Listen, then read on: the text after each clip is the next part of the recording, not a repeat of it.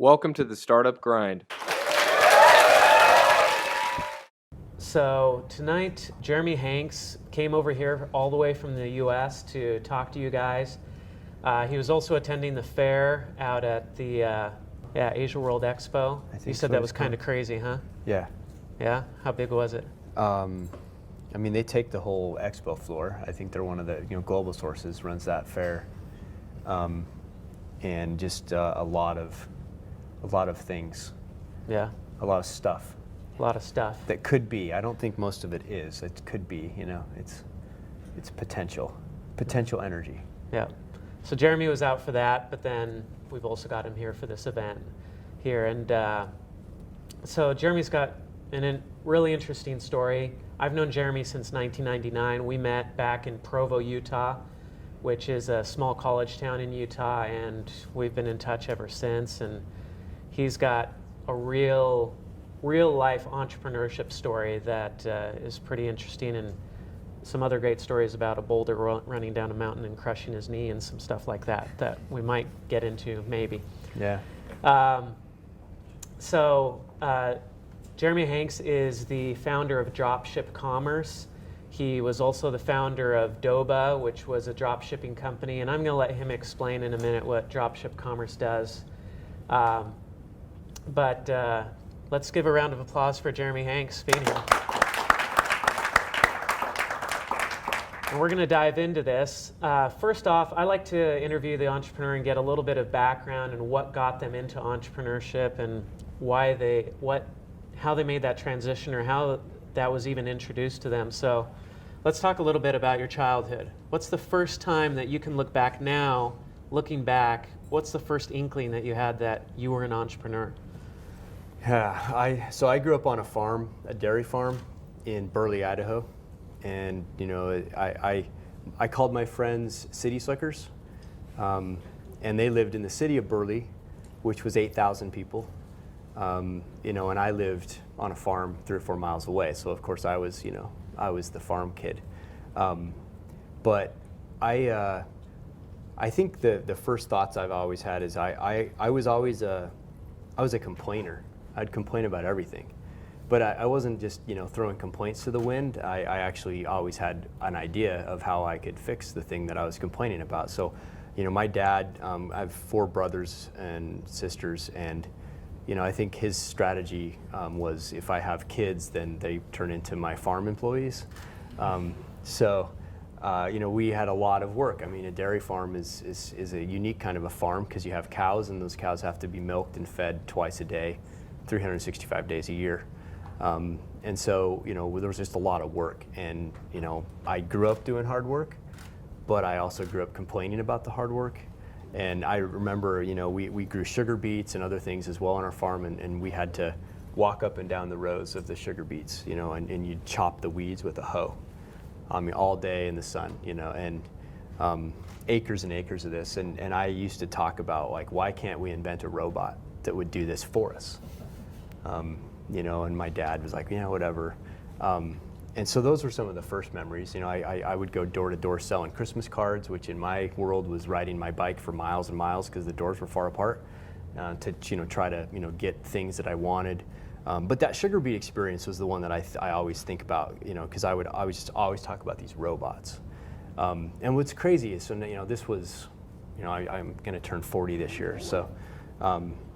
So this is probably 30 years ago. Well, they didn't invent robots to fix the sugar beet problem. And good or bad, there's a company named Monsanto that makes a lot of things. And one of the things they make are chemicals. And one of the chemicals they make is called Roundup, and it kills pretty much all living plants. And the Monsanto engineers have designed and genetically engineered or bred or something sugar beets that are resistant to Roundup. So you can spray, my mom sends pictures of these sugar beet fields that are just flawless. Not a weed in sight. We used to have, just weeds waist high. You'd go hoe them and they'd be back in a month, So they didn't invent robots, but somebody created a way that there are no longer weeds in sugar beet fields. And so if I were a kid today in Burley, Idaho, I wouldn't be walking up and down the field. So, it's been solved. And I think that's what I grew up telling people. I'd say I want to be an inventor. I want to solve these problems. I want to invent things. And I think that word invention, inventor, is probably one of the best words to describe an entrepreneur. My dad always said I should go out and dig trenches or do farm work just because it would motivate me to do anything else with my life. Yeah, for Is sure. that motivation too? Yeah, definitely. I talk to my wife all the time, like, we need a farm because our kids will not understand work unless we have a farm. There's no way. They're living the cushy life. Yeah. So that's some of your earliest ideas about entrepreneurship. When did you start your first business or something that you could call a business? Yeah, I did that because I finally decided to jump off the train that the world had me on. You know, I think a lot of life to some degree is predetermined for everyone because there's certain things you're supposed to do. You know, generally, at least in the U.S., it's, you know, you go to school, you go to college, then you go get a job. And you know, I went to school at Brigham Young University, and it's a bigger school, and it's heavily recruited by really big companies. And so that was the machine, right? You were in the machine. You know, I was really good at school. I had, you know, got scholarships and everything, and you know, the machine had me going down this road of I'm gonna go work at a big company. And right up to the point that the machine dropped me at an internship with Arthur Andersen in Los Angeles doing audit, I was on the machine. And you know, 10 weeks later, I was like, this machine is really, really messed up, and this is not for me. And if I had to do another day of audit, literally like one day more than 10 weeks, I'd probably jump off a bridge in Los Angeles, you know, jump off a freeway bridge and just be done with it.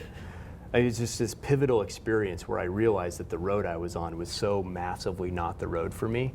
And I came back, and it took a little bit of doing, but I discontinued from college, you know, all my classes at school, and then I re-enrolled. And so over a year, you know, those ideas that I had always had kind of percolated into my first company, and I quit school because I realized that machine wasn't for me. And so that's when I started working on my first business, Gear Trade. Probably have a few people here saying, I like audit. It's fun. Oh, if you like audit, it's awesome. I mean, it's a great thing. I did not like audit. Yeah. Although I did have fun the time that I was able to do an inventory audit from this golf club manufacturing company. And I got to go to their warehouse, and you know, I was like, I'm gonna, you know, that box up there in the very back on the top, that's the one I want to count the golf clubs in. And the warehouse guys were like, oh, you son of a bitch. And I'd be like, I'm an auditor, you got to do what I say. So yeah, that was the tipping, and that actually happened right before I got married. And so there was kind of this transitional window, and that is what kind of drove me to take the leap. I'd always talked about all these ideas. I always talked about starting businesses and, you know, doing things, but somehow that year kind of was the pivot. That was back in 98. 98? Just right before we met, yeah. That's when you started Gear Trade? Yeah, I had the idea, thought about it, you know, poked at it, but that's when I really, in earnest, started to try to find out, was there an opportunity here? So talk about Gear Trade. What was the idea? What was the environment at that time, too? Because 1998 was the heyday of .com. So what was the environment? What was the idea? How did that go? So the idea was for a ski swap online. So I don't know if you ski swap, you know, people go to a place like a high school, and they buy and sell, you know, skis and snowboards for snow sports. The reason I had that idea is I was a skier, and I had tried to sell skis at a ski swap before. But more importantly, I had some family friends in Idaho that would buy closeout skis from manufacturers. You know, I don't know how in Idaho this happened, but they were buying from the big manufacturers, K2, Rosignol, Salomon, everybody. And they would buy thousands of pairs of skis and have them all shipped to Idaho. And then they would, you know, put them into bundles. They'd put bindings on the skis and rubber band some poles to them, and then they'd wait. And then in the early fall, they'd take them and put them in big 55-gallon garbage pails with wheels. And they'd stuff, you know, I don't know how many pairs of skis you can put vertically in one of these things, but you know, 20 pairs. And so then they'd have huge numbers of these, and they'd push them all up into the back of their horse trailer, and then they'd hook it to their truck, and they'd drive all over the western United States. Park City, Utah, Los Angeles, and they'd go to 50 different ski swaps, and they'd make a ton of money. And that was, they'd make enough money that the rest of the year they rode horses and fly fished, right? So, and I'm like, how inefficient is this process? So that was that kind of the idea.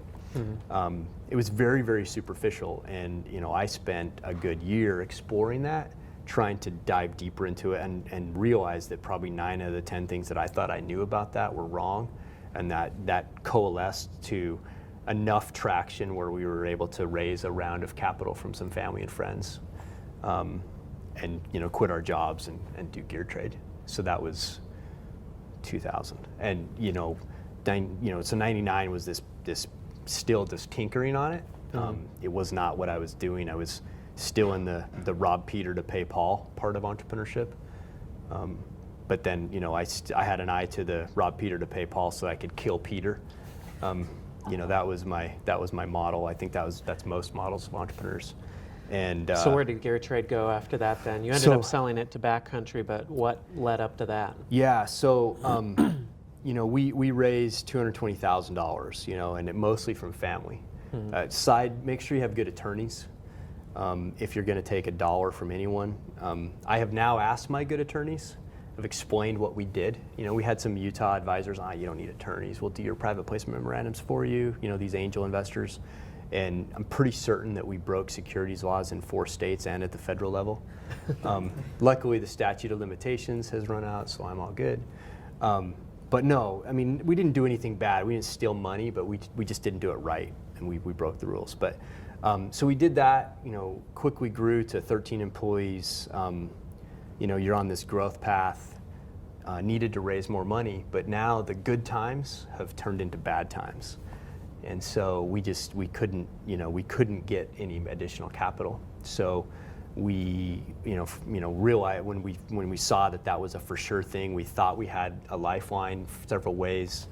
Another lesson is the lifelines, and anything's not real till it's real. We went right up to the edge. We should have probably made changes sooner. And so then, we laid everybody off one day, and then me and one other guy made it another year, kind of pulling it along, and we were able to, sell the assets and kind of get out from underneath. I added up, I had about $140,000 of credit cards or computer leases that I had personally signed on, and so we were able to sell it for a price that kind of all went away. Our investors lost all their money, which, as an entrepreneur, chasing your dream, especially when 85% of the money we raised was from, my parents and my co-founders, father-in-law and stuff like that, and family friends from Idaho, that they didn't have any idea what we were trying to do. They just Jeremy's a smart kid. Okay, here's $10,000, and so that was definitely really hard, and it kind of left that plus a couple of the angel guys that we had that were a little bit, they were good, but we thought we had some bad advice, from them. That left a bad taste in our mouth, around investment. And when we got Doba started, we didn't have any investors. We kind of swung the pendulum the other side. So looking back on the business model for gear trade, what went wrong with the business model? Why wasn't it succeeding? These guys were driving around with their horse trailer and they were making money. Why wasn't this working online? It's interesting is it does work. So gear trade still exists. They sell several, millions of dollars of closeout and returns and things. I actually had gone so many years, but about a month ago, I had to sell some outdoor gear, and I put it on gear trade and I sold it. And then I got the check in the mail, because that's how gear trade's a brokered marketplace like that. And I was like, this is a check from the company that I started, and it's still functioning today. This is kind of cool. I scanned it, and it's like, hey, that'd be a cool blog post that I'll never do. So it does work, and I think it's kind of the guys at Backcountry, they use it extensively. Backcountry is an online pure play e-tailer for sporting goods and outdoor equipment, and several $100 million e-tailer. And so they use it for returns and closeouts. So I think if it weren't at Backcountry, it may not still exist because it's a big source of the product. But also if it weren't there, with that ownership, it could maybe be bigger. I don't think they've really tried to push it in certain ways because it's kind of their little project. But It's yeah. So I think one of the things that didn't go well is we tried to scale too fast. And we hired too many employees. We had these big grand aspirations. Everything was always, it has to be now, has to be now, has to be now. Entrepreneurs, we have, the good thing about us is we're very impatient people. But at the same time, that's our downfall, because I think for almost all companies, there's two macro risks at play. On one side, there's the risk that there is this window of opportunity that's opened, but that it will close. And so we're trying to hit the window, and we feel like that the window will be closing and we have to go fast. So it's about speed, it's about growth, it's about being aggressive. And the risk there is if you're not aggressive enough, you miss the window and you fail. Then the flip side of that coin, though, is that windows of opportunity are generally far greater and longer and slower than we all think. And we push too fast, we grow too fast, and we fail because we outscale our ability to do things. You know, we in essence, we overspend, we overburn. I generally think most of the time, the risk of, you know, driving it to the ground is 10, 100 times bigger than the risk of missing the opportunity. And so as a first-time entrepreneur, though, we let the urgency, and I mean, I look back, we should have done Gear Trade with 4 employees, you know. We should have done, you know, let things play out longer. We had a potential deal with, could have been that flagship customers website called Consumer Review. You know, I remember at the time we had expanded out of skis when we were selling mountain bikes and, you know, things like, you know, all those products. We would get like a mountain bike listed every week, like one per week. Well, this Consumer Review ran a website called MTBR for mountain bikes. They just had forums. So this is truly like functionality that like Craigslist would make look like 10 times better than. It was like really like people were trying to transact in this thing. They were getting like 4,000 mountain bikes a day. You know, so we almost had that deal. We didn't have enough time to get the deal. We had this urgency. We pushed on things because we had to, and the deal fell apart. You know, I mean, there were other things like that. We tried to scale too big, too fast. I think that's the number one kind of lesson. Which, you know, when we got Doba started, we didn't have investors. We bootstrapped. You know, and it's a nice thing to have, because you can't get too big, too fast, because there's no money in the bank. Like, you know, it's a natural constraint against your urgency, because there's just things you can't do. So was Doba the first company you started after Gear Trade? Did you start that straight out of Gear Trade? Yeah, what happened is one of the companies we were working with at Gear Trade is a distributor in Salt Lake City called Liberty Mountain. And they're like, hey, you know, we were working with them for like a year, and the conversation quickly went to, and this closeout inventory, that's interesting. But what I really need help with is I have these online retailers that are asking me to drop ship. We're like, what's drop shipping? You know, so this was back in 2001. We're like, well, drop shipping is where we hold the inventory as the supplier. You know, he's the manufacturer distributor. The retailers, it's inventory-free retail. Why is it? Well, why is it coming up? Because, well, they run in virtual storefronts. You know, the stock room of retail has being divorced from the point of sale of retail. And so, you know, the point of sale is now virtual B2C transaction on jeremystore.com. So then retailers were trying to say, how do I get a bigger stock room? Well, I make Liberty Mountain store all my inventory for me. That's how I do it. So, you know, that's what was happening, and just the light bulb went off. I'm like, that's where the world's going to go, because it's taking the trend of virtualization and pushing it back up the supply chain.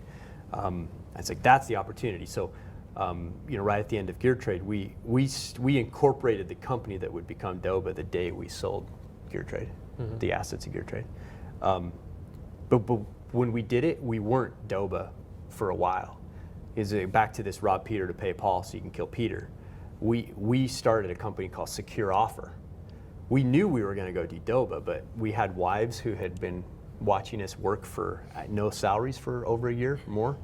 And they're like, you can't work for free. So one of my high school friends that I recruited to Gear Trade after we had been doing it for 6 months or so, he and I, you know, got this thing started, and we're like, well, shit, what are we gonna do? Because we need money, and we got to build a bunch of technology to go do this Doba business. And so we said, well, we've touched on some email marketing, you know, some search engine marketing stuff. So we started Secure Offer, and that's what we did: lead gen, sold leads. we had a product called Search Engine Ballet. It was like this little book and a DVD, and we sold it for $50, like to teach people search engines, which in that, it was all new stuff, right? It was 2002. And that's how we made money. I still remember the first month we made, I don't know, $15,000, $20,000 off of that. We're like, yeah, this is awesome. And then we plowed it right back into the other thing.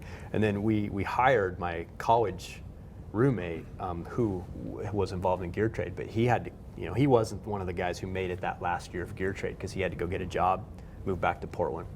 We hired him, said, I want to hire you to build all this technology for us. And then like 5 months into it, we're like, whoa, we owe Dave like $75,000. We're never going to be able to pay that. Or like, hey, why don't you be a founder? And so we turned that into that, and so the three of us. And so, I mean, for the first year, it was more, 90% secure offer, 10%. For some of us, I mean, others. Dave was building a lot of technology, but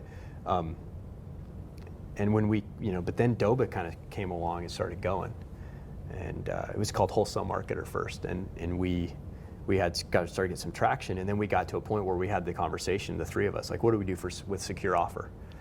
And at the time, we were making $370,000 a year off of this little SEO side project that got this thing started, and it was like a 5-minute conversation because we always knew that was not what we set out to do, and so we gave all of our partners and customers, we gave them 30 days notice, and we killed it because it was just a distraction for what we really wanted to go do. So probably we should have stuck with that. It's a big opportunity. So with Doba, explain a little more. So it's somebody has a somebody can go set up an e-commerce site. Yeah. Anybody can go set up an e-commerce site, but of course they have to have product to sell. Mm-hmm. Yeah. And they don't want to go buy $50,000 worth of inventory, so they would come to Doba. Doba gives them the inventory so that when they make a sale on the website, Doba ships it out. Yeah. And the person who has the website never even touches the inventory. Yeah. So anybody can go set up a website, and then they have an inventory of essentially tens of thousands of products, right? Yeah. And that's what Doba was providing the shipping and the fulfillment. Yeah, like a product broker. Although we didn't do the shipping fulfillment. So what we did is we became this kind of middleman, like a virtual distributor rather than a physical distributor, where we would become a dealer for branded manufacturers and distributors. So these are the people who really have the stuff that are able to do individual, drop shipping fulfillment on behalf of somebody else.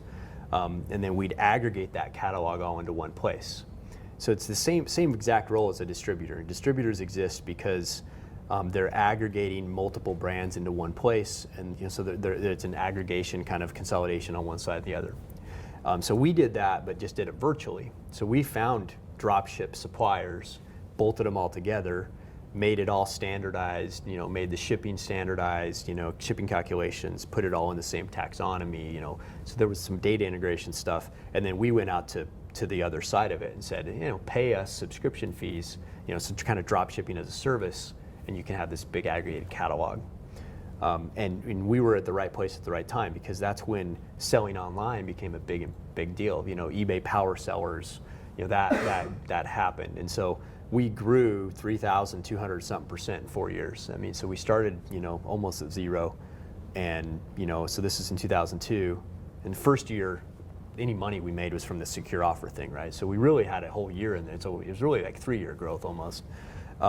We were number 23 on the Inc. 500, fastest growing company in Utah, and we ended up at a $20 million company, in 2007, and so it was just because we were in that right market, and that just exploded. So starting that in 2002, were you pretty confident that it was going to get that big, or did you think, well, hey, this is just a good idea, let's see where it goes? How confident were you in the idea? I think I was pretty confident because we felt like the 2.5, the 2 official years at Gear Trade, and then the 1.5 years of me playing with it, we just learned. I mean, we were quick to realize a lot of Gear Trade was learning what not to do. Mm-hmm. And so I think we were pretty confident with it, but more than anything, the confidence that I had was more in that the opportunity was there. It was a good race to have a horse in. Mm-hmm. that we kind of sensed that this was there was gonna just be a lot of stuff going on with e-commerce, and that's why we had any success. Like and back to that the timing of things. You don't know when the timing is going to be. One of my favorite quotes is, "Luck is when preparation meets opportunity." So you want to, versus gear trade. I wanted to have the window. If opportunity came my way, if you're out of business, like gear trade became out of business in essence, right? You don't have any windows coming your way. So it happened probably faster than we thought, but that's where it happens. And I think all the time, entrepreneurs are a product of something good happened and came their way. Like, we're all smart people, we have experiences, but starting something from nothing, it truly is more about being in the right place at the right time than any skills or intelligence. And when I see entrepreneurs get up and start talking about, the ego definitely kicks in and stuff, but you got to say most of any success was because I happened to be playing the game at the right time. It wasn't nothing that you did. That's my opinion. So, but so yeah, it was a good race to be in. So at what point? So you started the company. It's you, your partner, the programmer. I mean, it sounded like it started out with 3 of you essentially. Yeah. At what point did you say this is going somewhere and we're going to really try to grow this thing? Yeah, that was hard because we didn't have we didn't have capital, and so we hired our first employee. I think that was when we kind of realized, like, all 3 of us were incredibly busy, like really busy, and we needed help, but we didn't have money to hire the help. So we hired our first employee, and we said, look, we can't pay any money. Be an intern, and we put down this spreadsheet. We're like, if these things happen, then we'll pay you. So it's like we put a guy on commissions that had right? It was kind of one of those things, and then it all worked out, and and then it just started going. I mean, I think, but when we had to bring on Clark, that was for us. I think it was a lot of it was like, whoa, this might be getting interesting.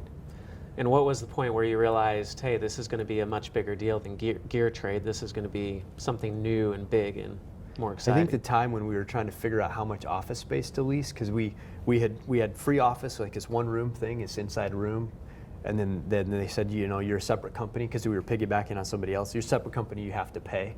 So then we moved into my co-founder's unfinished basement for like 6-7 months. But then then Clark, and then all of a sudden we're like needing space, and then 6-8 months later we're like, we need more than a few rooms. So I remember looking at 5-year models. It's like, today I run a rolling 12-month forecast at the most. That's, sometimes investors ask you for more, and I'm like, okay, just want me to make something up? Here's a Sure. number. Yeah, that we had to do a 409A valuation for our stock options, and they're like, we need 5-year projections, and I just like, yeah, of course you do. So we convinced him to do 3, and then my co-founder and I just sat down, and we literally just like, looks okay. We basically said, bake in 120% a year-over-year growth. Okay, just call it good. Anyway, so we were looking at these 5, because we were, this is another where real estate's broken, because like the landlord wants you to rent something for 5 years. So we were growing pretty good at that point, and we were using those growth models to project in the future. I remember we had projections where we were going to have 300 employees. So then we leased an entire building, and then we ended up not needing 2/3 of it. Ever. I mean, we grew to almost 100 employees at one point, or a little over 100 employees. But we still had so much space, and then we just had to go to our landlords and I'm not going to pay for it anymore. Landlords generally say, "Oh well," and then they at least in my experience, and they adapt and adjust, and because the alternative is you're like, I don't have the money. Here's my financials. Here's my bank account balance. Like, you can hold me over a barrel for this 5-year lease, and you're not going to get anything, or we can agree to a new one that works for me and now for you too. So anyway, that's an aside. So what's the difference between running a company with 100 employees and running a company with 13 employees like Gear Trade? At least for me, I don't like running a company with a lot of employees. I think I've learned my skill set is good when it's early. And I need to, even when it's early, I need to have a group of people around me that complement what I'm good at, what I'm bad at. And I'm not the guy to run a company with 100 employees. My ADD won't let me do it. It's like I'm good at things. But I think that was a learning experience for me is just trying to be reflective of where my skills can come to bear and be successful versus where I'm swimming in the deep end of the pool and I don't know how to swim. Mm-hmm.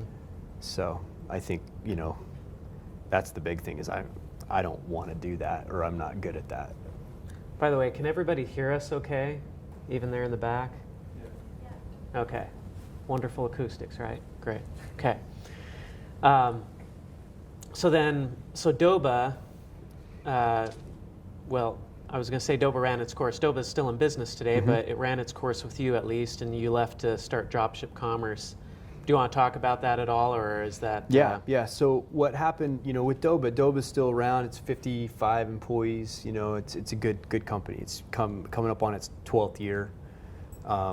We've won best companies to work for 5 or 6 times. I mean, we really tried to build a good business and create value, create jobs. Create something from nothing. That's what you try to do. But my DNA is to go bigger. I walk up to the cliff and I jump and I splat on the ground and I go back and do it again. I don't learn my lesson. So Doba started to kind of plateau in its later years. Doba's really valuable for the right market segments on the two sides, but that then is kind of constrained with the opportunity, I think. So I always wanted something bigger, and we tried a lot of things and spent a lot of money trying something bigger. And now, when you say bigger, you just said that you don't like working with a lot of people, but you're trying to build something bigger. So yeah. So I want to create the thing that's bigger. And again, I think my job is to get it started and then take credit for everybody else's work. Right? That's a good entrepreneur, a good founder. But that you just I guess maybe bigger is the wrong word, but growing maybe is the better word. Because Doba create something with more potential, or that can get bigger. Yeah, Doba kind of plateaued a little bit because of it's really good for certain kinds of online sellers and certain kinds of suppliers, but then that has a constraint. It's not it constrains out. It's not bigger. It can't get bigger, or it could, but not going to get a lot bigger. So we would always talk about how would we double. That was just how would we make this thing twice as big, and reached a point where it's kind of like I don't know if we could make it twice as big. It might be impossible. And we saw ways forward. We saw we could do this and this, but some of those ways forward highly likely would blow up the thing you had to zero potentially, right? Like a restart. So it was like, well, and again, as a bootstrapped company, we didn't have a couple $1 million in the bank to then go invest into, maybe one of these new things. So then we looked at raising money a couple different times, and we never could get around the fact that when we talked about the opportunity that we saw, everybody said, "Oh my gosh, yes, that's skate where the puck is going, yes." But then they looked at Doba and you're a $20 million company, you have all these employees, and then we could never make the optics of it work, because they wanted to think about valuations and how much money to invest on this business. And you're like, no, you don't understand. I kind of want to, I'm back to this rob Peter, pay Paul so I can kill Peter. This thing's going to die in a big way. But we could never get past that. And that was a lesson I learned, is that there's these perceptions that become reality. We're like, you don't get it. We had some acquisition conversations that kind of ran into the same problem with Doba. Like, they wanted this piece of Doba to go do this other thing, but then they could never make it work because this company should have to be sold for this much money. Like all these perceptions. So we with that process, we said, but we have a team, we have resources. We've lived a version of this supply chain integration problem, which is really what happens when you start doing distributed product inventory and drop shipping and virtual endless aisle, retail. So we knew we had a head start, and that's where we concocted this idea to do this technology spin-off out of Doba, which was an incredibly complicated transaction. It took us 18 months to figure it out. We tried to do it once, it didn't really work, but at the end of the day, we were able to kind of split the babies. So Doba still was there, and it's the kind of thing that if we had investors and other parties, it would have never happened. But because it was me and my partners, we were able to kind of navigate this, and it's worked out really well. I think we had a high likelihood that we would have failed in trying to do the new thing, which is dropship commerce, and would have destroyed Doba in the process. But somehow, we're now coming up on 2.5 years into it, and it all worked. So you effectively spun dropship commerce out of Doba. Now dropship commerce is a separate business. You're running that. So explain what dropship commerce is different from Doba. Yeah, so Doba, when you draw Doba technologically or with logistics on a whiteboard, it looks like a retailer. It looks like a online retailer trying to do distributed product inventory. That's what model is different, but that's what it looks like. Doba is a one-to-many type of a problem. One aggregator, one retailer connecting to hundreds of supply sources. We integrated with almost 600. We had over 2 million product SKUs. All these things. We basically said where the world's headed is the current ways to do supply chain integrations are broken because they're too B2B focused. It's a transaction between a supply source and a retailer. Kind of B2B. It's an insider thing. You go to that trade show. It's not a trade show. They say it's not for consumers, but consumers wouldn't be able to go there and really buy products because when you walk into one of these booths and you're looking at all the electronics, you're experts talking to experts. So when you pull up the information about the product, it says, iPad case number 7. It doesn't have any of the benefits and features that you would put in front of a consumer. That's later down the chain. But when you go to an integrated virtual supply chain, the consumer jams himself up into the supply chain, and you have to have consumer product data. You have to have virtual representations about these physical things. You have to have inventory visibility. You have to know where everything is in kind of real time. And then you have to have an order process that's not a B2B process, but it's a trackable, returnable, consumer-friendly process. And so to do those things, we had to live a version of that at Doba, but we just basically said, economic theory says supply and demand is still incredibly distorted in today's world. Inventory distortion is a $1 trillion problem in the world, and it's growing because of all the emerging economies are doing more and more of it. The wrong things in the wrong places, overstocks, out of stocks, and unstocks. No buyer decided to even put it in the shelf. Like so much of that stuff at the Hong Kong show, the show, right? It's like, it doesn't even ever become real because nobody decides to make it real. But consumers are the ultimate ones that should decide whether it would be real, and they're not even invited to the show, right? So that tipping thing, it creates an integration challenge that existing technologies like EDI and things just are not well suited for. We said, let's go solve that problem. And so that was Dropship Commerce, is let's build a many-to-many integration platform around catalog inventory orders in the supply chain. So the current system, it's kind of like the two businesses or two parts of the supply chain, they get together and say, okay, you're going to manufacture this product, we're going to help distribute this product, and they say, great, let's do it, but they don't even know if there's the demand for it. They haven't even talked to the customer. It's kind of, they're saying, we're going to tell you what you want to buy, and you're going to buy it, or you can buy nothing.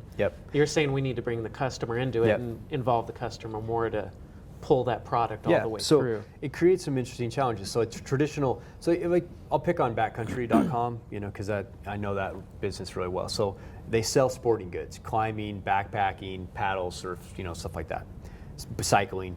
So they work with 1,000 vendors, 1,000 different manufacturers. Those companies have, so then Backcountry goes to those businesses, buys product. They have about $100 million of product in their Salt Lake City warehouse at any given time. If holidays, it scales up. So, they've purchased that. So there's two predictions that happen. The supply side of it, the Marmots and North Faces and Patagonias of the world, they have people who say, I think this jacket will sell and these features. So then they decide what to go make. Buyers at Backcountry get together. Yeah, I'm going to buy this, and that's the world. It's this predicting the future with a crystal ball. It's called a product. It's a product push supply chain. It's focused on the product. It's focused on the supply first. Supply first, demand second. But what's happening is once e-commerce allows you, once the internet allows you to virtualize the demand, virtual storefronts. Like I said, the retail is, the stock room and the point of sale are being pulled apart. The next step of the evolution is to try to take the supply side and pull that apart as well. So, that's what, you still have to make things, and you still have to, if you're going to manufacture stuff over here, there's just timing problems. The consumer's like, I want it now.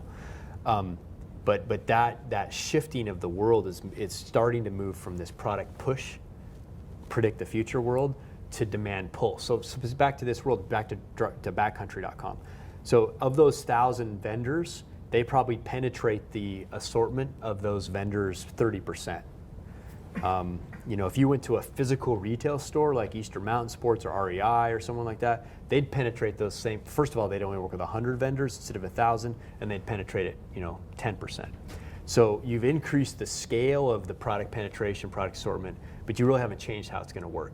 So one of the things that you can do is, if the 1,000 vendors that Backcountry works with can ship something to the end consumer, and the minute that everybody with the economy and social media threw out channel conflict and said, I'm going to sell direct to the people, then they had to do that. So then Backcountry doesn't, maybe they still have to pick the 30% that they sell, but maybe they can expand that assortment to penetrate, to have a bigger product assortment, so that the consumer can say, actually, I wanted these ones, even though the buyer didn't think that they did. So that next step of the evolution, it's a hybrid. There's still products being kind of pushed because of the ultimate product source. It's still kind of that way. But then at that next step, how do you make it so it's less constrained on its way to the consumer? You have this huge constraint of the supply getting to any given instance of demand, and it's incredibly inefficient. So we think the world will go that way. And we kind of just say, and if anybody, most people say, yeah, I agree with you. Sometimes they're like, no, it's never going to happen. I'm like, then I just basically say, hey, do you have an economics textbook at hand? Because supply and demand, the little X, it's going to try to become more efficient, and it's not very efficient right now. It has to move that way, if it it will, if it can at all. So where's dropship commerce at right now, if it's in its life cycle? So we spun the pendulum back the other way. We committed $3 million from Doba as part of the spinoff over 5 years. So some of that's still coming. We went and raised $2.3 million in a seed round, so I went from investors to no investors to even bigger investors. And so we're a little over 2 years into it. And we ended up close to the same mistakes we made at Gear Trade. We were growing too big too fast. Team got too big, momentum, the pressure, the quarterly plans had to get hit. I was on the road to go raise more money immediately, but things were taking longer. And so, we made some tough decisions. We last summer, we basically said, we have to slow this thing down. But at a startup, pretty much today's world, the only way to slow down is you have less people, And so we made it a formula. We said, 25% doesn't feel like enough, 50% will probably kill the company, so we picked 40%. And we said, how do we cut 40% expenses? So we laid off half our team in the summer. And it wasn't that we had the wrong team or that we weren't doing good things. We just remembered that the macro risk of driving this company to the ground is a lot greater than the macro risk that we, miss some opportunity. Because at least for us, it's a good race to have a horse in. Back to the same thing. It's e-commerce, it's supply chain. The world will be changing in huge disruptive ways in the next 5, 10, 15, 20 years. I have no idea what that's going to look like. Maybe we get lucky again, right place, right time. Maybe we don't. But I know what I knew for sure. We even had the plan approved, our Q3 plan, the board, the investors, and everything.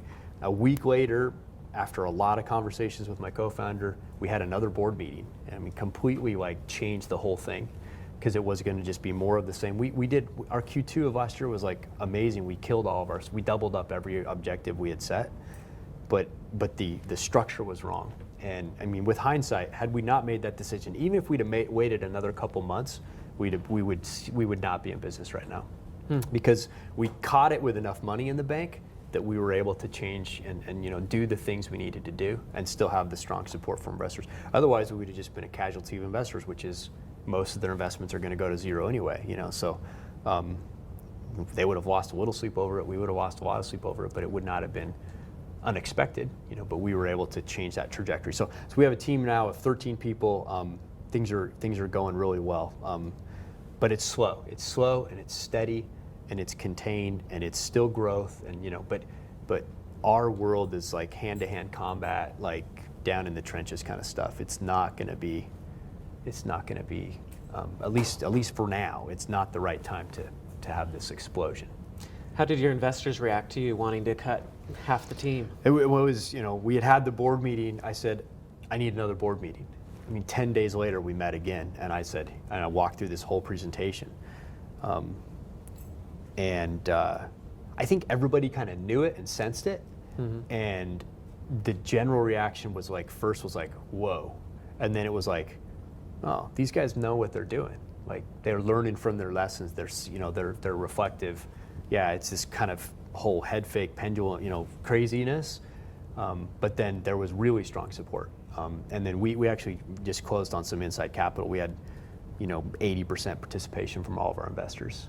Did a bridge, and because of that road we came down. It was a really hard road. It was hard for the company. Last September, we had, myself, Blaine and others. It was tough. Yeah, that's the kind of impact that even though it was the right thing to do, it could have killed things still. Mm-hmm. But now we're in a much better place. Now, we can go slow. We'll be at break even, by the end of this year, and we have 3 times as much money as we need to get there. So, and raising money, that's a whole other, that's a 10-hour startup grind some other time. Everybody wants to know so about that though. Raising money. Yeah. Was there any one thing or any 2 or 3 things that allowed you to successfully raise that $2.3 million from the investors? What would you say was the main thing that the investors bid off on and said, okay, this is the reason I'm putting money in? The main thing is because we grew Doba to $20 million and bootstrapped it, and they said this is a team that knows what they're doing. It's mm-hmm. probably a false assumption because, we know a little bit. We have experience, but again, success it's the right place, right time scenario, right? So, I like to bet on myself, and other people bet on me and the team as well. But I tell people all the time, look, DropShip has a 50-50 chance. What are you talking about? You're the entrepreneur, you're the founder. You should be saying, I'm like, you know what? I get so sick and tired of entrepreneurs how's everything going? Oh, we're just killing it. It's no, you're not. Because if you were, and everybody says that, well, then why do 99% of these things fail? Uh-huh. You're living in la la land, or you're really, either you don't know the truth, or you're unwilling to admit the truth. So that I think my advice for raising money is if you're a first-time entrepreneur, just don't waste your time doing it. It's impossible. The odds are so against you that it is truly impossible. Now, at the same time, you're gonna say, well, Jeremy, you get up here and you talk about doing entrepreneurship. Starting a company is building something from nothing. That, by definition, is impossible. And I'm yeah, that's true. But there's impossible, and then there's impossible, and raising money is impossible. So why spend time doing it? It truly is just a waste of time. Get out there, validate the problem, build stuff. Get out there and engage. So when I was able to go raise this capital, and if we raise other money, and everything you see on TechCrunch, right? It's about people like me. We're the exceptions to the rule because of our past and things. We're the ones that got crazy lucky. I generally think if you haven't had some success, trying to raise capital is a horrible idea because it's just massively time inefficient. And the only people that will give you money at that phase are your friends and family. They're people who have no idea what you're doing, And then to do that, you're going to break securities laws. So that road's closed to you as well. So, it's in your control. If, get a job, work at that job while you do your startup. It's those kind of things. Charge up your credit cards. That's your capital for first-time entrepreneurs. Mm-hmm. So what are some of the other lessons learned from Gear Trade, from Doba, from Dropship Commerce, things that you look back on and you say, these are the principal lessons I learned, or if I'm going to start the next company, this is what I'm going to do differently? this, I don't know if it's a lesson I've learned, but like one of the things that I believe strongly in is that you can be an entrepreneur wherever.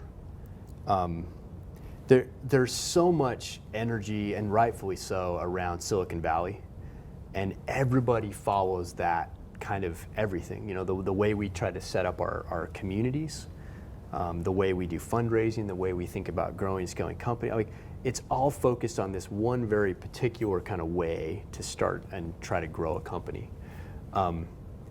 And I think that way is good in a lot of ways, but I think it's bad in a lot of ways.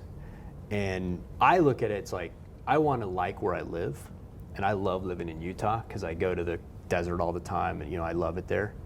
And even though there's only 3 million people in the whole state, you guys have 7 million here in Hong Kong, and there's certain challenges. But so that's something that I think is important. Is like, pick a place to be because you like to be there, right? Startups should come second, third, fourth in your world, right? Like, truly. And then so that's kind of A. The B to that is then do it your own way, or do it a way that works with where you are. Don't allow what you see on TechCrunch continuously to influence how you approach it. There's no right or wrong way to do it. There's just doing, and that's I think something that I believe strongly in. But I don't know if that's lessons that I've seen. Part of that is I almost moved to the Bay Area, between Gear Trade and Doba, in the early days of Doba, and again with Doba when we were getting dry. And I just kind of finally netted it all out, and I'm like, even if you could scientifically prove to me that DropShip could be 10 times bigger if I were based in San Francisco versus Salt Lake City, I would not move, because I would not enjoy living in San Francisco, as a person. And person first, startup second. That's kind of something that I've learned over the last 15 years. I'm sure there's other ones. Put me on the spot. All of them will sound like cliches, things that pop into my head about, when you hire the wrong person, you're going to know early. Those are so true. That's why the cliches of startups are usually always kind of true. Have you made any big hiring mistakes? Yeah, half the time. I think at least half the time. And we try, and I think I've talked to a lot of people about that, and people that are honest admit that about half the time it's wrong. Mm-hmm. And they also admit that they knew it was wrong like a week into it, a month into it. They didn't need a year. I think it's hard. The advice of fire fast, all that, hire slow, fire fast. It's hard at a startup because we only have 13 people. You can't put the time and energy into hire somebody, and then like a month into it, there's a counterpoint to that, which is you got to be a little even keeled. You can't be bringing people on and off the team a lot. So I think sometimes it's back to that impatient urgency, thing that entrepreneurs face. Like, maybe a month into it that you made a mistake, but you might have to live with that mistake for a year now. Versus if you had 100 employees, you could take care of it like a month into it when you realized it. Mm-hmm. I don't know. That's one. Now, you've worked with the same partner multiple times now, right? Mm-hmm. Yeah. So what has made that work? I've had interesting experiences with partnerships. I've had good, I've had bad. I know a lot of people who have good and bad. What's made this work out for you guys that you haven't killed each other yet?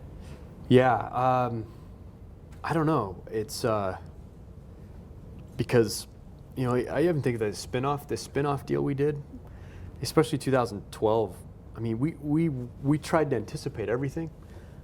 There were 10 things we didn't anticipate. We had to rethink it, and we made it work, So, my co-founder at Doba is Brandon Williams. I went to high school with him. I've known him my whole life, most of my life. And I think that friendship foundation, like some people will say, hey, you know what, you're risking those things if you go into business with people. But I look at it and say those foundations, like how do you go into business with somebody without that kind of foundation? And he's the owner of Doba now, and I talk to him every couple of weeks, and that's been there. And then my co-founder at DropShip, Blaine, I went to him in college, and tried to get him to come to Gear Trade. He was on the machine path, he went to work at Ernst & Young, and then he worked at Dell, Tried to get him to come into Doba, and finally I did get him to come to Doba. So he worked at Doba with me for 8 years, and then now came to DropShip. So I've been working with him for almost 10 years. And, there's tough times, but we've always been able to go to a lower level of a relationship, not just founders, not just business partners, not just coworkers, whatever. But we have a foundation that we, sometimes we kind of hit down into, that allows us to make the business stuff work. And so that's been my experience. Is I think you should think about going into business and starting companies with people you have good relationships with. But my experience could be very biased because I've only worked with 3 or 4 people, at that level, and it's worked out really well. It could have easily just as easily been a horrible experience. Okay. All right. Well, we're going to open it up to question and answer from the audience. So if you have a question, just shout it out, and I'll repeat it so it gets on the mic and on the video, and then we'll let Jeremy answer it. So, or raise your hand. Let's do instead of shouting it out. Yep. Well, you said the chance of DropShip being a success or dying is 50-50. Are you that open to the investors? So the question is. Oh, do I tell that to my investors? Well, so the question is, dropship commerce, 50-50 chance of living or dying. Are you open with your investors about that? Yeah, I've been I've tried to be brutally open and transparent with my investors. I send out a quarterly email to all of my investors. We actually were one of the guinea pigs on Angel List with their first Invest Online program. So we have some investors that invested into a fund that then put money into us, some of which put in $1,000, right? It was this early crowdfunding stuff from early last year. It's what's turned into syndicates and all these things. They're on my investor list. If you gave me $1, I'm going to tell you all of the brutal truth. And, it takes me several days of work to put this together. I'm very, very open. And, I've told all the investors, look, I appreciate the trust, and I feel a huge amount of pressure from that. But I say, let's be honest. The likely scenario is we're going to lose your money. Most of them are all professional investors. It's not like it's family kind of stuff. So they know the game. But I've tried to just be, say, look, we'll fight as hard as we know how, with just pure brute force work, hard work, and then smart work from our experiences and things. To not have that happen, and we really think that we have a great opportunity, but it's just hard. It's just let's be real. Let's be honest. Let's not live in some la-la land. We're killing it, and then a week later you're out of business. So do you think this changes your relationship to your investors fundamentally? And usually it's you describe it very well. I've seen it 1,000 times, people just saying, we're doing it, we're going to change the world fundamentally. You're saying, I'm honest about it. Do you think you filter your investor in a good way or this way, or I don't know, it feels like a fundamentally different approach to what I hear.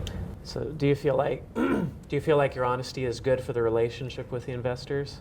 Yeah, I do. You feel like they appreciate that? Yeah, I think that's one reason that when we did this inside round of financing, we had, almost 100% participation. And the feedback that I've gotten, is generally it's refreshing to have good honesty.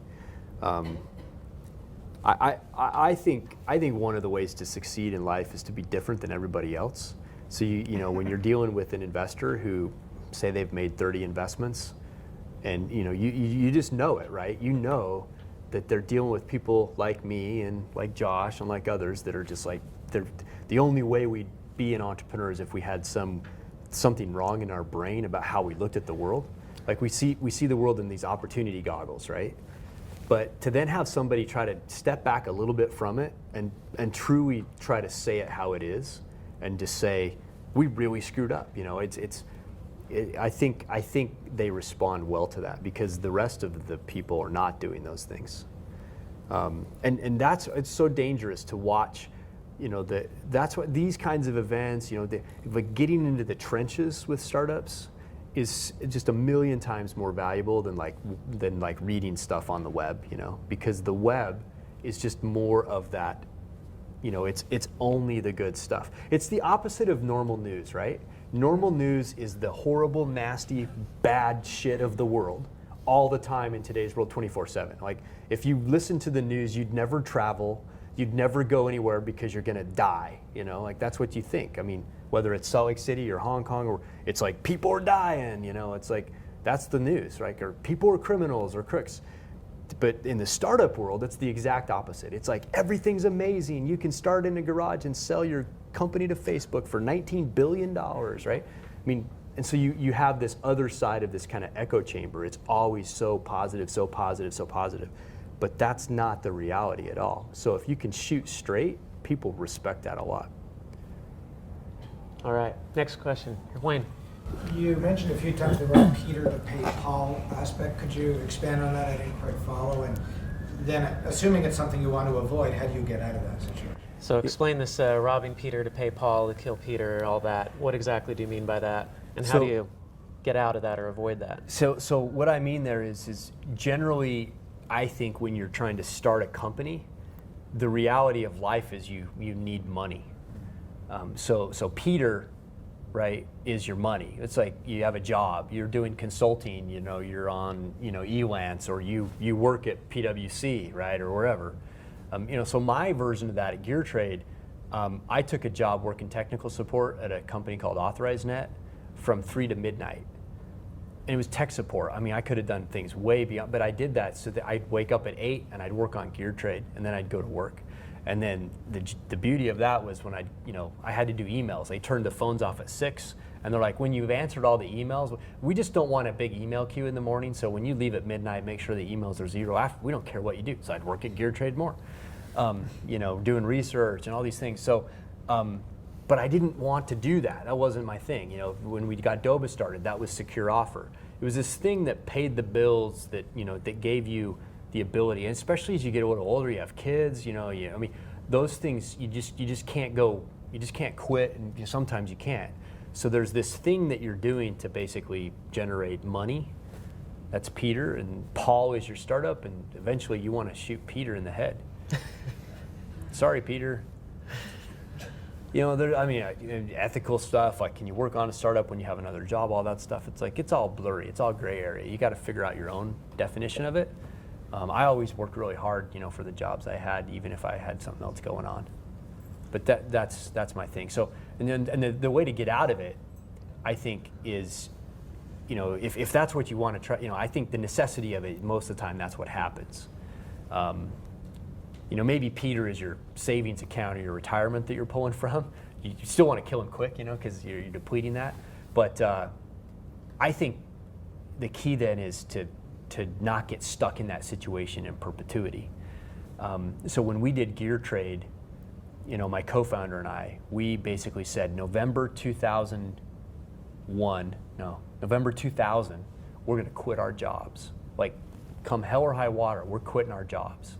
We ended up doing it in August because we had a few things go right. We put together this family friends kind of financing round, but we tried to put a deadline in place.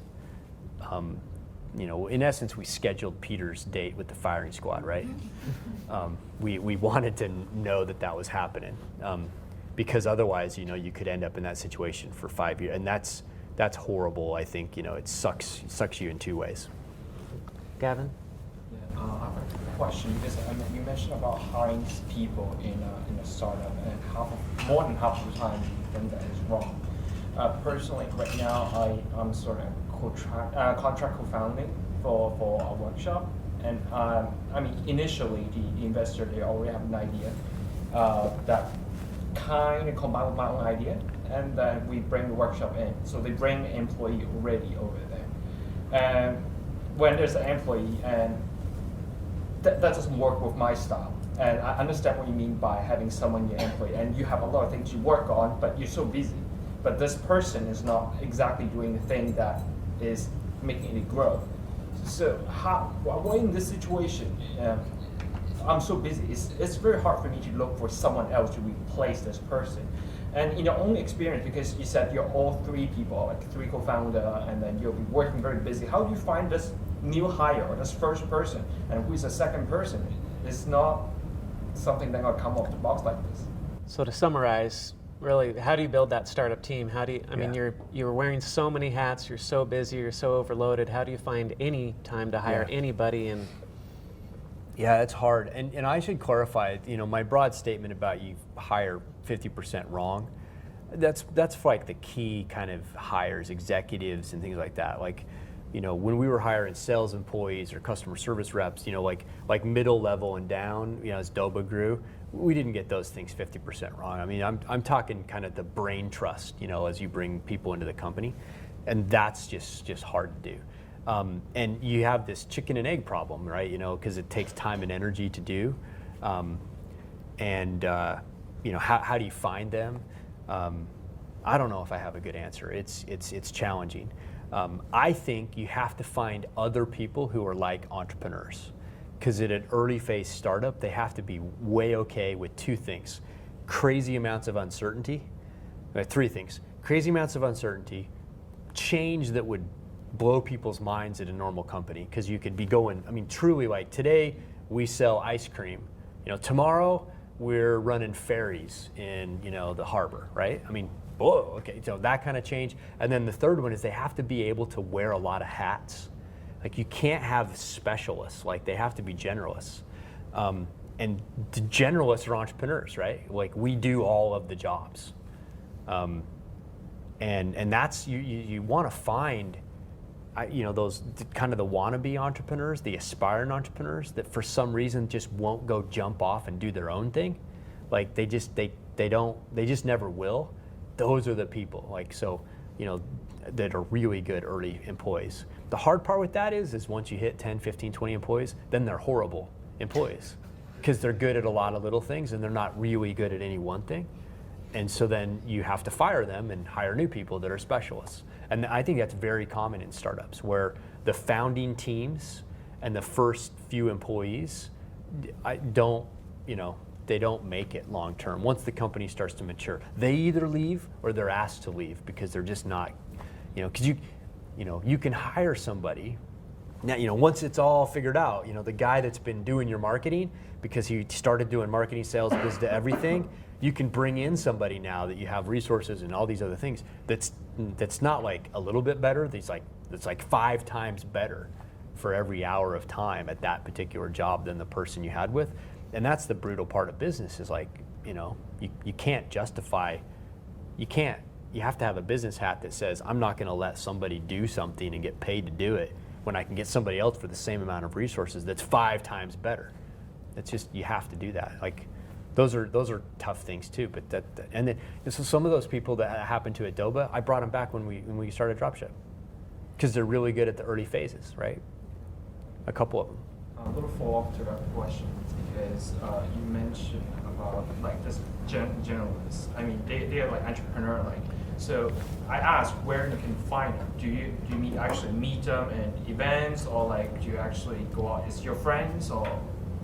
so literally, where do you find these people? Yeah, where do you find them? If you're thinking like full-blown co-founder kind of stuff, my experience has been, find somebody who likes to go hike Sunset Peak and then build a relationship for the next 2 years and then start a company, right? That's been my experience. You need that foundation. I think you do. If you're talking those early employees, this is where you find them. You find them where entrepreneurs kind of congregate and aggregate. And the great thing is there's so many more in all geographies. There's so many more of those places than there used to be. If events like this, Startup Weekend, that's where you find them, is because they're lurking. They're lurking around the edges. You're not going to find them, by putting an ad on. It's like you got to think about where do entrepreneurs hang out. That's where you go. Starbucks. So Yeah. those early employees that you brought on at Doba, that you fired and you brought them back to DropShip, did you have to promise you wouldn't fire them from DropShip, from your group? No, because So how did these repeat employees? You fired them once, now you brought them back. How in the world did you get them back on the second time? because they went on to other, they went on to good things, right? It was all. It was sometimes hard, but it was good.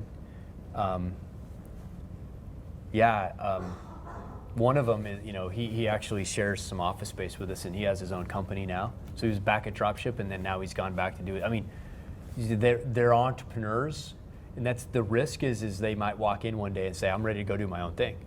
But I think that's great. We had in the world of investors, venture capitalists, there's an entrepreneur in residence.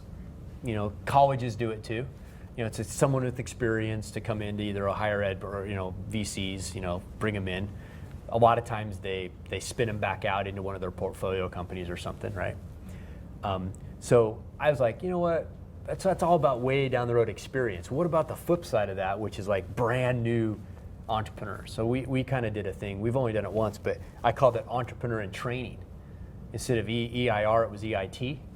And we had a guy that I was introduced to, and he's like, I really want to be an entrepreneur. I'm like, awesome. He's like, I'm going to go start an MBA program at the University of Utah. I'm like, did you really want to be an entrepreneur? I'm like, yeah. I'm like, okay. Picture like a nuclear bomb sitting next to your little entrepreneur dreams. If you go to MBA school, that bomb just detonated. I mean, this is like, we're talking Chernobyl, right? Like no entrepreneur activity forever. It's poison. I don't know if anybody's gone to MBA school. No, don't take offense by this, but you can't learn it. You got to just go do it. And he's like, I agree with you. So he dropped out of school. He came work for us for a year. And now he's at another startup. And I have no doubt his name's Johnny Allen. He's going to be an amazing entrepreneur someday because he went to the front lines of startups. I mean, he's just doing it, So, and when he came into my office, I could tell 2 seconds. He walked in, he's like, hey, Jerry, you have a second to talk? And I'm like, Johnny's quitting. I didn't even need him to say because I knew it was going to happen. And he's like, I have this other startup. I can kind of expand my role. And I couldn't offer him those things. And I was like, yes, go do it, Johnny. This is awesome. And then we had to juggle and scramble to replace all the stuff he was doing. But so I'm a big believer of, those early people, the people that are good early startups, you'll probably have to ask them to leave or they're going to leave on their own. But it's a great trade-off because you're getting the right people for the job at the time. Any more questions? Yep. Martin? You talked a little bit about dropship customers and the product. Some would say that the dropship commerce cannot provide as good customer service as shipping directly.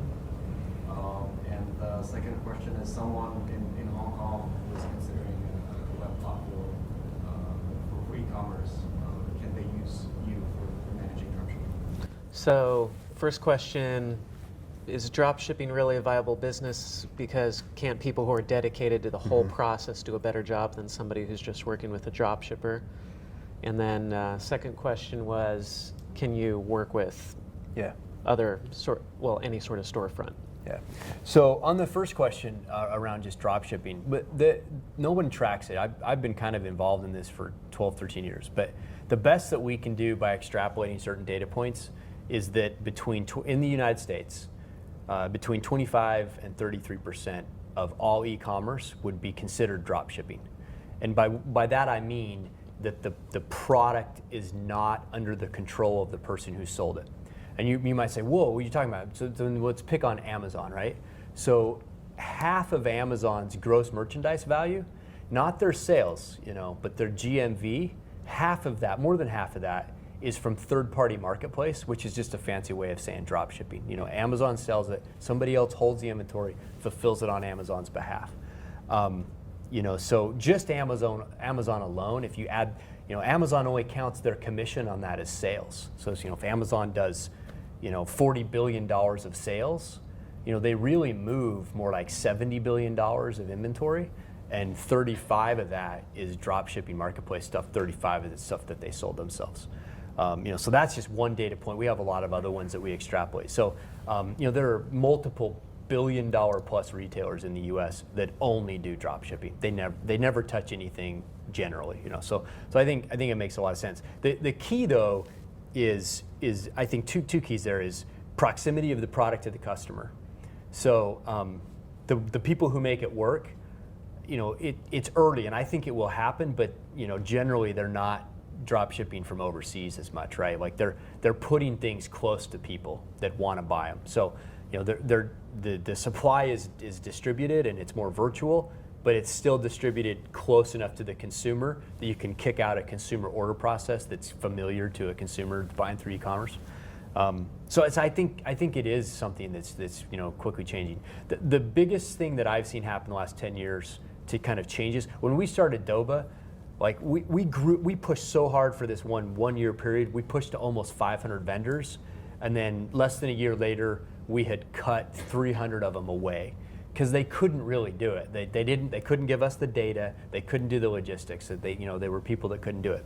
What's happened is so many brands today sell direct to the consumer. And if you drew that on a whiteboard, a brand selling direct to the consumer, the data requirements and the logistics are no different than for drop shipping. You just add a new party in there, but it's all virtual. So I think that's big. As far as what we do, our focus is in the U.S. just because we're trying not to boil the ocean. But we have one of the largest catalog e-commerce companies in Germany, the Auto International. We just signed up a customer from Australia. The data works anywhere. It's just data integrations, moving stuff around, So we don't actively look outside of the U.S. right now just because it's only so much we can do. But our technology has been developed to work wherever. Some days I think I should ignore the U.S. and actually come to emerging markets because one of the interesting things is e-commerce is going to grow up in a world where they didn't have the traditional legacy retail of geographic retail distribution and geographically distributed and constrained retail stores. Brands will just be created by just online only. And so a lot of in the United States, you've got this continued conflict between the old, very traditional B2B, B2C that was physically controlled world and the e-commerce, which is more virtual world. But, a lot of places, China, India, South America, those retail industries, they're going to skip a bunch of steps. And I think there's some really interesting things that like a software company like ours could do to help, and to have an opportunity there. But I don't know that as well. So then the flip side of that is it's like a whole other world that I know less about. So we still think it's smarter on our beachhead, but yeah, we can do things other places. All right. One last question, and then we'll wrap it up. Yes. I have a question with regards to how do you go about meeting your first customers and gaining traction? Oh yeah. How'd you get your first customers with Dropship Commerce? We knew them from Doba. Like, there were people we had talked to that had called Doba, and so, So maybe let's back it up. How'd you get your first customers at Doba then? They called us. That's been one of the things we've been lucky with, is the solutions we're trying to deploy are in demand. And we, especially when we bought the domain dropship.com a few years ago.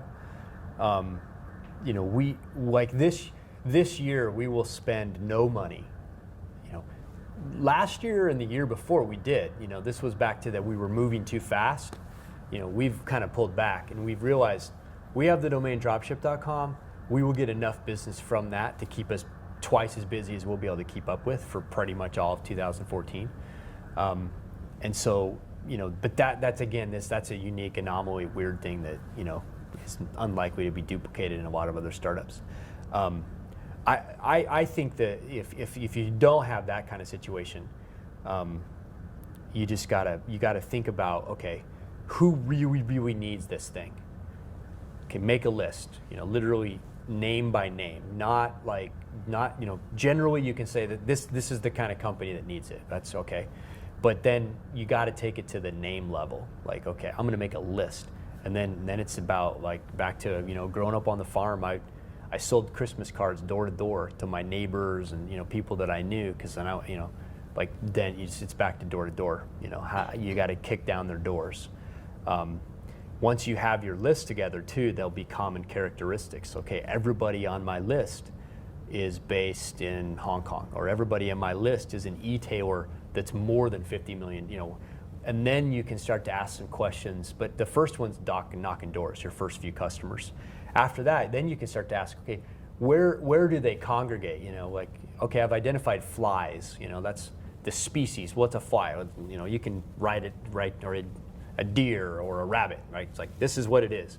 Then you can say, where do rabbits hang out? Is there any place in the world where rabbits or flies hang out? Then you can start to think about a more maybe scalable approach than knocking doors. But then the interesting thing is at least in my, when you start knocking the doors from your list, you'll think you're hunting rabbits, but then you're going to realize that it was flies. Like you won't know until you get out there and really engage. We've done some pretty big technology changes that we're launching in the next month or two, because we had a year, and I mean, everything we thought we knew at Doba, all these things that we knew, we'd lived this, I mean, a year and a half into DropShip, we're like, whoa, we were way wrong on this thing. We have to go this other way. You have to just get out there and that no plan survives contact with the enemy, right? It's like, get out there and go. All right. Well, thanks, Jeremy, for coming. Let's give Yeah. Jeremy a round of Thanks. applause.